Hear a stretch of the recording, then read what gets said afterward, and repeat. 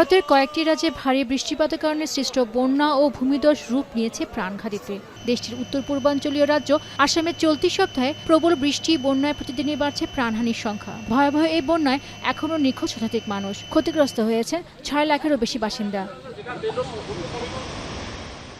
অব্যাহত বৃষ্টির কারণে টানা দ্বিতীয় দিনের মতো বন্ধ হয়েছে জম্মু শ্রীনগর জাতীয় মহাসড়ক।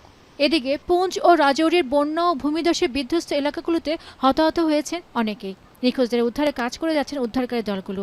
অবিরাম বৃষ্টির কারণে সৃষ্ট আকস্মিক বন্যা, ভূমিধস এবং জলাবদ্ধতার ফলে কয়েকটি প্রধান সড়ক বন্ধ, নদ নদীর পানিও বিপজ্জনক মাত্রায় বেড়েছে। यहाँ से सब बह गया। एक महिला थी, उसकी भी डेथ हो गई थी यहाँ से पानी में बहकर। इस सैलाब के आने की वजह से लोगों को काफ़ी सारा नुकसान उठाना पड़ा।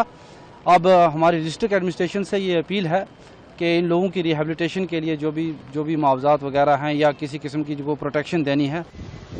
এদিকে ভারতের আবহাওয়া অধিদপ্তর আইএমডি জানিয়েছে অন্তত আরও এক সপ্তাহ ভারতের বেশিরভাগ অংশে বজ্রসহ ভারী বৃষ্টি হতে পারে। ফলে বন্যা ও ভূমিধসের বিষয়ে সতর্কতা জারি করেছে কর্তৃপক্ষ।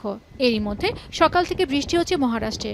পালঘর, নাসিকের ঘাট এবং পুনের ঘাটকে রেড অ্যালার্টের আওতায় এনেছে আইএমডি।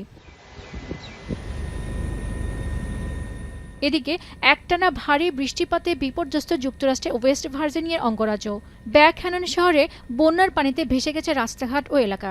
এমন পরিস্থিতিতে বাসিন্দাদের সরিয়ে নিতে উদ্ধারকর্মী মোতায়েন করা হয়েছে। ওয়েস্ট ভার্জিনিয়ায় 50টি কাউন্টিতেই জরুরি অবস্থা ঘোষণা করেছেন গভর্নর প্যাট্রিক মরিসি।